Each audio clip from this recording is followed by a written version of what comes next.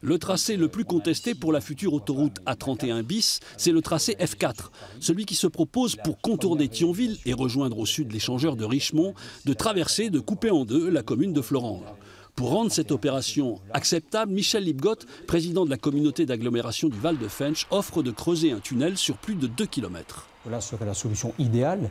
On l'a fait à Marseille, à Toulon, on le fait dans les régions alpines et ailleurs. On n'est pas un sous-territoire, donc je pense qu'on peut exiger cela. C'est le moins qu'on doive à nos frontaliers qui doivent aller travailler au Luxembourg, qui sont de plus en plus nombreux. C'est un enjeu économique, c'est un enjeu écologique. Plus de 2000 habitants de Florange seraient impactés par ce tracé F4 qui passerait au ras de leur maison. Le maire privilégie donc une autre alternative dite F10, celle qui contourne sa ville. Il est prêt toutefois à accepter l'option du tunnel sous la ville, sinon ce sera la guerre juridique. Si le F4 devait être désigné par l'État, il ne se fera pas. Nous parierons sur l'échec de l'A31 bis.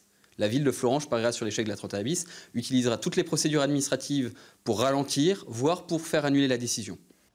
Pour la présidente d'une association de riverains, le seul trajet possible doit contourner Florange et l'option du tunnel est déjà morte. Ils nous ont officiellement dit lors de la dernière réunion qu'un tunnel ne pourra pas être construit ici, mais que si on veut une tranchée ouverte, il faudra encore se battre.